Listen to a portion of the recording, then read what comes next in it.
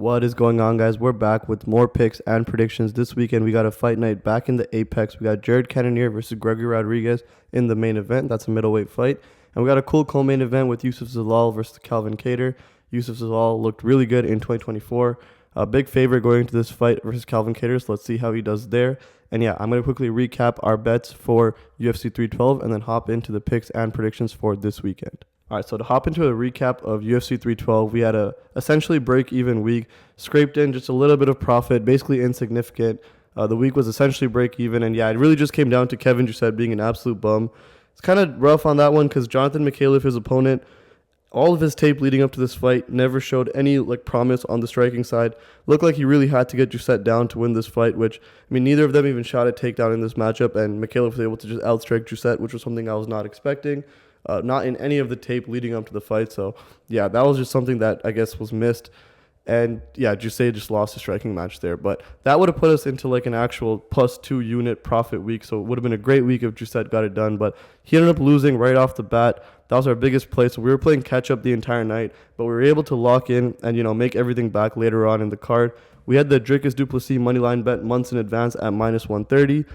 Put half a unit on him there. He ended up just dominating. Thought it was going to be a bit closer than it was for sure, but he went in there, dominated Sean Strickland. Good fight, good odds at -130. Hit that one.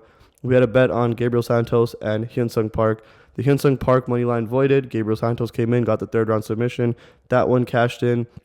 Prado lost. I thought Prado was going to do a lot better, but Prado went out there, just was kind of too small. The reach was just not enough. Couldn't kind of get the distance in on Jake Matthews, so he ended up losing his fight. And then we had the Zhang versus Tatiana Suarez over 1.5 round line. That one was clean. And then the Sean Strickland spread +13.5, which I found out, I think it was -200 standalone. I put that in this parlay, and basically what that means is just one judge has to give Sean Strickland one round. Obviously, if Strickland gets finished, we lose. If Strickland gets it finished, then that one wins. And yeah, if it goes to the scorecards, we just need one judge to give Strickland one round, which actually kind of became a sweat because I thought DDP dominated all 5 rounds. We got one judge to give him round 2, though. I thought round 3 was the best round for Strickland if there was going to be one, but a judge gave Strickland round 2, which was interesting, but he got the 49-46 there. And then obviously if you add that up between 2 50-45s and a 49-46, the difference is 13. And since we got a +13.5, that bet came in. The Jubilee +3.5, we're not going to talk about that one. Tom Nolan's money line, that was clean. Crazy good spot for Tom Nolan, I think. Just a +100 there. Beating Vyacheslav just out of, more volume. Kind of what I thought that was going to go down for. And then Taliesin Teixeira round 2 KO. That one lost because he just went out there, starched him really early in that fight. So, yeah, only put 0.1 units on that one. Like I said, basically a break-even week. Insignificant profits, but profits nonetheless. And yeah, we'll move on to the picks and predictions for this weekend. All right, so kicking off this card, we got Gabriel Bonfim versus Khaos Williams in the opening fight. This is actually going to be a really fun fight. Obviously, Gabriel Bonfim, very talented. He's 16-1. Did get fraud checked by Nicholas Dalby, who is, kind of a fraud checking type of guy. I thought Nicholas Dalby also beat Rinat Fakhretdinov in his fight, but he got a split decision loss there. Thought that was kind of a robbery, but beats Gabriel Bonfim, just kind of Bonfim gasses out, and, Nicholas Dalby gets him out of there in the second round. And then after that, Gabriel Bonfim comes back and goes 3 hard rounds with Angelusa, gets the unanimous decision. So good on him for that, kind of showing, his cardio a little bit back. I also think the Dalby fight was at elevation as well. And now he's fighting Khaos Williams in the opening fight here, and this is super interesting matchup, super fun. We know what Khaos Williams is. He's powerful. He can, hit that off switch at any point in time, put your lights out at any point in time. Coming off that round 1 knockout of Carlston Harris, looked really impressive there just because you're able to get him out of there right away. But before that, a split decision to Rolando Bedoya, and that's kind of where I'm focusing. I think that, on the feet here, Gabriel Bonfim is going to be more technical. I think he's going to be the better fighter on the feet. It's just the fact that, the power is not in his favor here with someone like Khaos Williams. So Khaos Williams can put someone's lights out. We always got to kind of be careful about that. But I think Bonfim is going to be better everywhere outside of that. If this fight goes to the ground, it's going to be dictated by Bonfim. I think he does mix in some takedowns here. We saw, I think it was Michel Pereira that took down Khaos Williams a few times. And I think that was a little while ago. Yeah, that was in 2020. So it is a while ago. Outside of that, Khaos Williams doesn't really fight many people that are grapple heavy, but I think in this matchup, Bonfim, on the feet, if he finds a little bit of trouble, I think he can mix in the takedowns. I think he can get them. And then while it is standing, I also think that Bonfim is more talented. Now, it comes down to 2 things that are going against him. Obviously, We saw him go 3 hard rounds in his last fight, but the cardio, we've seen that cardio kind of gas out in that Dalby fight, and then the power once again with someone like Khaos Williams. So those are the two things to worry about on the Bonfim side. But at the end of the day, Gabriel Bonfim is going to be my pick. He has more paths to victory, and yeah, he is just better everywhere. All right, now up next, we have Angela Hill versus Ketlen Souza. This fight's also going to be pretty interesting to break down. Someone like Angela Hill, we kind of know what she's going to do in this matchup. I think she's, just going to throw a bunch of volume like she normally is. The question really becomes that she's 40 years old. How much of that, footwork, how much of the technique, and how much of the speed is still there with someone like Angela Hill? Can she, pop and move, throw a bunch of volume, 3 hard rounds still at 40 years old? Especially against someone like Ketlen Souza, who we know is only going to walk forward. She's not going to take a single step backwards in this fight. She's going to keep coming forward. She's going to be youthful. She's going to be aggressive. And she's going to, bomb away at Angela Hill. I think that this fight probably goes to a decision. It just comes down to what you think will the judges kind of look at. Angela Hill will probably land a little bit more volume than Ketlen Souza. But Ketlen Souza will be in her face the entire time, throwing bombs. Assuming she lands a few of those bombs, can she create the bigger moments? And then, if Ketlen Souza's smart, Angela Hill does have great takedown defense, but she can just get really aggressive with Angela Hill, really show that 11-year age difference in this fight and just try to throw her to the ground, drag her to the ground. Ketlen Souza's takedowns aren't really technical, but that's kind of how she does it anyway. So maybe if she does get super aggressive with Angela Hill, she can get this fight to the ground as well. Wouldn't be crazy surprised, but yeah, at the end of the day, I think it's going to come down to Angela Hill, dropping those small jabs on Ketlen Souza, but Souza just going to continuously move forward and throw bombs. I'm going to go with Souza because of the age difference, to be honest. I think this fight's going to be razor thin. Probably does go all the way. And yeah, we'll move on to the next one. All right, up next, we have Rafael Estevam versus Jesus Aguilar. This is a pretty interesting fight to break down as well. Rafael Estevam is 12-0. He's going to be my pick, but, keep in mind, undefeated fighters are getting absolutely destroyed in 2025. So a bunch of these guys are coming for their undefeated records, and I'm going to have to go with Rafael Estevam because of his offensive wrestling, because of the pressure. He's coming off a win to Charles Johnson in his UFC debut. But granted, this was in 2023, so it's not the Charles Johnson you might remember from his last few fights. And once again, that is also another issue with this fight. Rafael Estevam has not fought since November 18, 2023. So coming off a bit of a layoff, fighting Jesus Aguilar. And, like I said, I'm going to go with Rafael because of the offensive wrestling, because of the pressure. But Jesus Aguilar, man, he's coming off a guillotine win. He actually has a bunch of guillotines in his career. He has 11 wins, and I think 5 of those 11 wins are by guillotine. So, keep that in mind. That guillotine on Stuart Nickel, I think I actually bet on Stuart Nickel or had Stuart Nickel winning that fight. He does get that guillotine in the first round. And against someone like Rafael Estevam, I think the opportunity to jump guillotine or try to get one is going to be there. So, yeah, I guess that is something to look out for. I can't really bet on that, though. I can't bet on a guillotine hunter. So I can't even pick a guillotine hunter to kind of win this. And I think on the feet, to be honest, maybe Aguilar kind of has this one, but, Estevam, he's just going to want to get this one to the ground. He's going to be able to get this one to the ground whenever he wants. The layoff worries me a little bit, though. And obviously, someone like Aguilar, like I said, has the submissions on his side. So 2 things to kind of look out for, but Estevam's going to be the pick. All right, now up next, we got Valter Walker versus Dontel Mays. We got some blobs going at it in this next fight, and I'm going to pick Valter Walker. I'm going to keep it clean. I promise you, there's probably a 0% chance I ever pick Dontel Mays until he retires. And that's just because Dontel Mays is horrible. He's coming off that loss to the GOAT, Shamil Gaziev. So, not a bad loss. He is fighting the GOAT at the end of the day. And now he's fighting Valter Walker, who might just be, the second in command to the GOAT. And I'm going to have to go with Valter Walker to win this fight. He's coming off that first round submission to Junior Tafa, where a little bit of a mix up if Junior Tafa actually tapped out or not. It's like a verbal submission, so kind of interesting there. But before that, he made his UFC debut to Lucas Brzeski and ended up losing that fight. So the issues with Valter Walker, I'll break it down for you very simply, is that he has no striking, and in his UFC debut, it showed that his cardio was a little bit trash. Now, in his next fight, he did get the round 1 submission, so we didn't really get to see too much on the cardio side. But I can tell you this, his physique going into his UFC debut and his physique going into his last fight against Junior Tafa were, significantly different. You could tell that Valter Walker had kind of, put a lot of time and energy into that next fight. I think he's kind of learned from his mistakes from his UFC debut. Like I said, though, you can't fully know that since it was a first-round submission.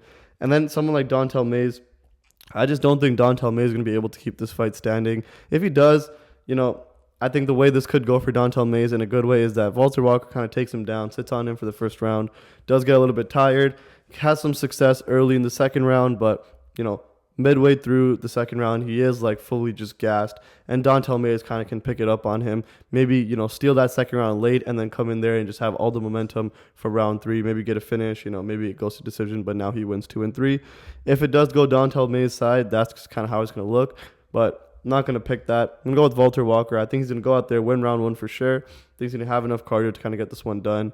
I can see him kind of, winning this just with the grappling. I don't think Dontel Mays can stop it, so Valter Walker is going to be the pick. All right, now up next, we got Elijah Smith versus Vince Morales. Elijah Smith is the favorite in this matchup. He's 7-1, making his UFC debut at 22 years old.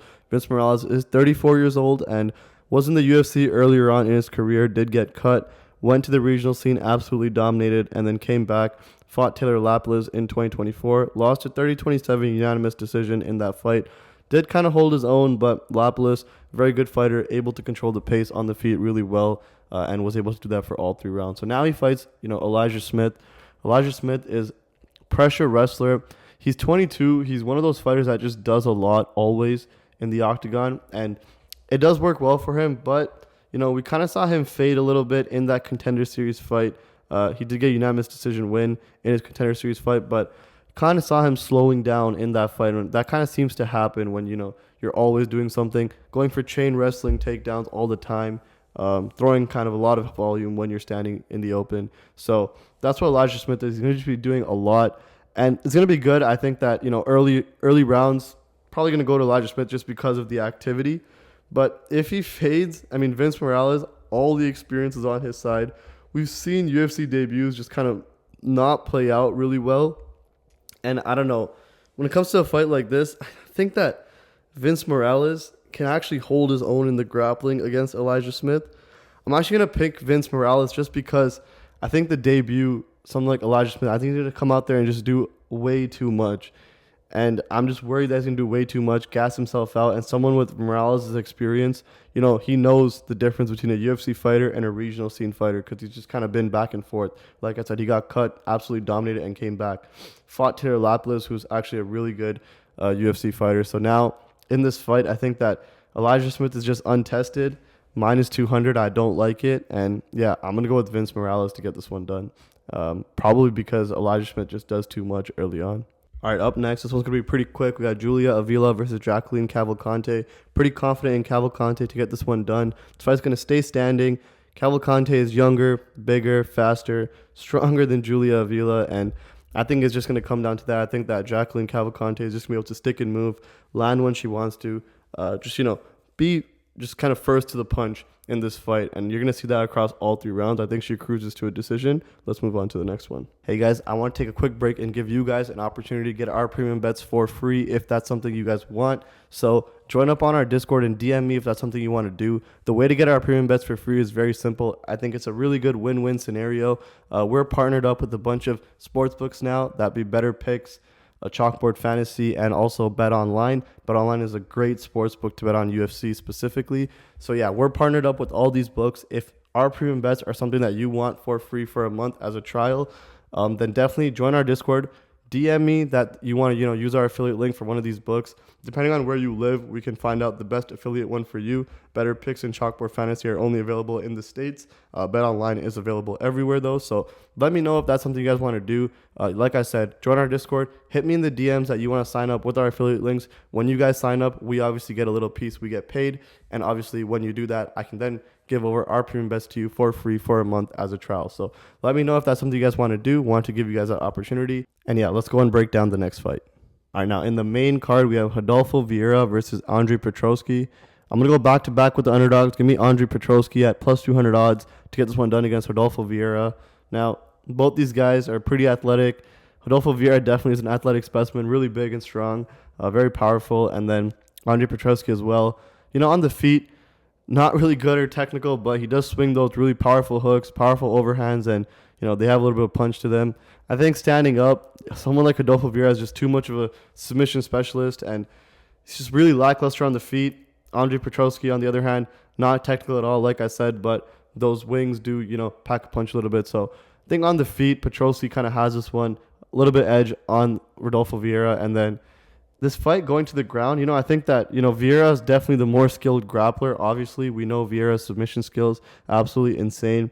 His nickname is the Black Belt Hunter, which is pretty badass. And Andre Petroski, on the other hand, I think that, he's going to dictate the takedowns and stuff because it's one of those things where it's wrestling versus jiu-jitsu in this matchup. And, I have to lean on the wrestling side. Andre Petroski has the striking, in my opinion, a little bit of an edge. Andre Petroski, can dictate the fight going to the ground, how he gets to the ground. So can he just, stay away from those submissions? I have to assume that, Andre Petroski knows the dangers of going to the ground with someone like Rodolfo Vieira. I also have to just assume that, he does trust his wrestling a little bit to kind of maybe late in rounds, if it's the strike is close, I can go get the takedown, 45 seconds left, something like that. Rack up a little bit of control time where I have to stay away from submissions for not too long. Round ends, boom, that round swings in my favor. If Petroski can kind of approach it like that, he definitely has the tools to get this done, in my opinion. So, Rodolfo Vieira, absolutely insane submission specialist. But in 2025, when it comes to MMA, I don't think I can bet on what I think is kind of a submission or bust type of fighter. So, yeah, I'm going to have to go with Andre Petroski in this one. All right, up next, we got Edmen Shahbazyan versus Dylan Budka. And I can't believe I'm going to say this, but I've convinced myself to pick Dylan Budka in this fight, and it's just for one very simple reason. Edmen Shahbazyan can't defend takedowns, and Dylan Budka's only way to win is through the wrestling, and there's absolutely no other chance Dylan Budka has of winning this fight, so I have to assume that Budka's going to come in and try to take Shahbazyan down, at least pick up 2 rounds that way. And, Shahbazyan, maybe Budka gasses, and then Shahbazyan, can just piece him up on the feet. That's very likely to happen. Obviously, that Budka can't get him down at some point in the fight. Maybe not early. Maybe he gets him down early on the first few shots, but as the fight progresses, Edmen, kind of sees the takedowns coming better. Budka's gassed a little bit, and once he keeps it on the feet, Edmen just lights Budka up and knocks him out. So, a few ways this can go. At minus 300, though, I don't like Edmen Shahbazyan. I think that Budka can take him down. I think, his last fight, he goes 3 rounds, and I think if cardio is the issue in this fight, he has to know that that's his only way to win. So, he's got to have the cardio to get it done. I'm going to go with Budka. I think it's absolutely crazy picking Budka. I think he's trash, but I'm going to pick him. We'll see what happens. All right, up next, we have Jose Delgado versus Conor Matthews. Jose Delgado is 8-1, making his UFC debut at 26 years old, coming off a knockout win in the second round in his Contender Series performance against Ernie Juarez. In this matchup, I'm going to sound like a little bit of a broken record when it comes to Jose Delgado. He's making his debut. There's a few unknowns. Really careful around the debuts this year because I've been getting burned a little bit on those type of fights. But Jose Delgado did slow down a little bit at the end of that first round and into that second round, but still found, the knockout against Ernie Juarez, threw a bunch of volume in that Contender Series fight, mixed it up pretty well too by throwing in takedowns as well, some good trips in there. And against Conor Matthews does have some decent submissions, but he did get knocked out by Denis Buzukja, and I'm not too high on Denis Buzukja. Denis Buzukja fought, I think it was Francis Marshall after, and just did absolutely nothing the entire fight. That was a split decision for Denis Buzukja, which is interesting. I swear I remember Francis Marshall just dominating Buzukja in that matchup. But either way, Denis Buzukja knocks out Conor Matthews. And I just think that someone like Jose Delgado is just going to be throwing a bunch. It's just going to come down to Conor Matthews, 32 years old. I would say experience, but they've both had 9 professional fights. So the experience is not even really that crazy. And yeah, I think everything just kind of points towards Delgado in this matchup. Just be careful. UFC debut, like I said, but I'm confident that Delgado has the tools to get this one done. Definitely be able to mix it up well. Pretty well-rounded mixed martial artist. Hopefully just doesn't do too much and gas out. But outside of that, I'm going to go with Delgado. All right, up next, we have Ismael Bonfim versus Nazim Sadykhov. This is going to be an extremely close matchup. Ismael Bonfim is going to be the more cleaner striker between these two, but Nazim Sadykhov is going to be the bigger dog. Just like the more aggressive person, and especially later this fight goes, he's just going to be more wild, so take that as you will. But Bonfim on the feet is going to be cleaner. If it just stays standing, I'm going to have to pick Bonfim, and I think that Bonfim can keep a lot of this fight standing to some degree. And then when it comes to the takedowns, it's just kind of like, who goes for it first. I'm assuming Nazim is probably going to shoot first over Bonfim, but if he shoots first, maybe he has success. I don't know. I think this fight's super close, razor thin.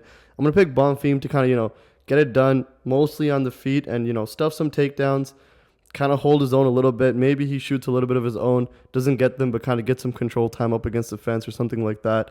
I'm going to go with Bonfim because of that, but this one's razor thin. Me personally I wouldn't play Ismael Bonfim at where he is right now. I think minus 200. It was closer to pick him a bit earlier on. Maybe then Bonfim was a bit affordable, but wasn't confident then, not confident now. Bonfim's going to be the pick, but, Nazim Sadykhov is a bigger dog than Ismael Bonfim, and, Bonfim against that Benoit Saint Denis fight kind of just gave up a little bit. So when you give up and then you have someone who is kind of a dog going to come at you, it's kind of a bad mix a lot of the times. But Bonfim is more talented. I'm going to go with Bonfim, and move on to the next one. Now, in the co-main event, we have Cavalcanti versus Youssef Zalal.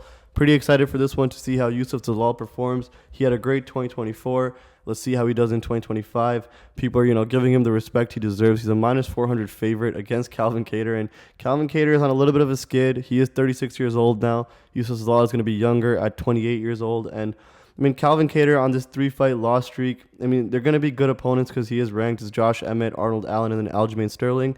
So his last fight got absolutely out-grappled by Aljamain Sterling, was able to kind of ride out all 3 rounds against Aljo, who's, really good at snatching up the back and, getting a rear naked choke. So Cavalcanti survived all 3 rounds on UFC 300 against Aljamain Sterling, but he did get out-grappled. And against someone like Youssef Zalal, I think that Zalal's just on an absolute tear right now. Coming off, submission after submission. I think he's on 4 submissions in a row since he's got back into the UFC. So this Youssef Zalal 2.0 has looked really good.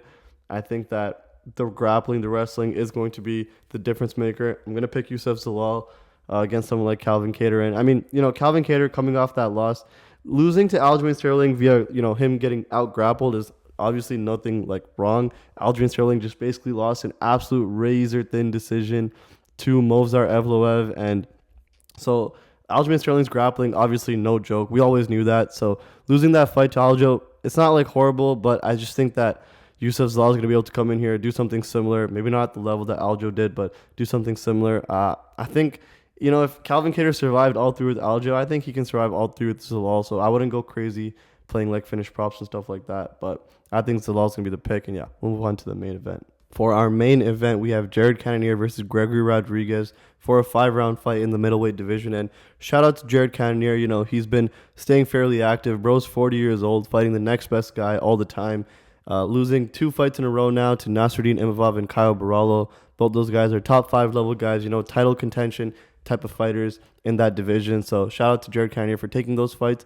Now he's going up against Gregory Rodrigues, and very simply, the pick's just going to have to go with the momentum here. Rodrigues on that 3-fight win streak. In his last fight against Christian Leroy Duncan, he actually used a bunch of his grappling, which is good to know that, he's going to mix it up and stuff like that. And then, Cannonier on the other side, I think Imavov tried taking him down a bunch. Caio Barallo, I think a few times. And Cannonier's takedown defense is solid. It holds up for the most part. On the feet, Rodrigues, I think, is just too dangerous for someone like Cannonier at 40 years old, where it's kind of hard to pick against Gregory Rodrigues in this matchup. So I'm going to take Gregory Rodrigues to win this one, mostly because of, how much danger he poses, both if this goes to the ground and if it stays on the feet. Definitely think if this goes to the ground, it's all Gregory Rodrigues. And, staying on the feet, Cannonier is always going to have that power, that knockout punch in the back pocket. But it's been a while since he's actually knocked someone out.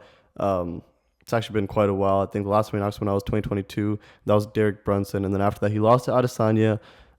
Wins a split decision against Sean Strickland in 2022 as well, which is pretty good. Then, absolutely demolishes Marvin Vettori in 2023. But, Vettori, that crazy chin, doesn't go down. So that's a unanimous decision. And then after that, gets finished by Imavov. Should have realistically got finished by Caio Barallo as well. There was a bunch of points in that fight where I thought they could have stopped the fight. So, I'm going to have to pick Gregory Rodrigues just because of the danger he poses. Has a bunch of ways to mix it up as well. And, got to bet against the age here. Rodrigues, 32. Cannonier is 40 years old, almost 41 actually, so that's going to realistically be the reason why I'm going with RoboCop here. And that does it for all the picks and predictions for this weekend's fight card. We got a bunch of weeks in a row here with no breaks, so I'm loving it. The cards do get a little bit dry when stuff like this happens. Youssef Zalal is probably the best prospect on this card, but outside of that, I think it's going to be fun.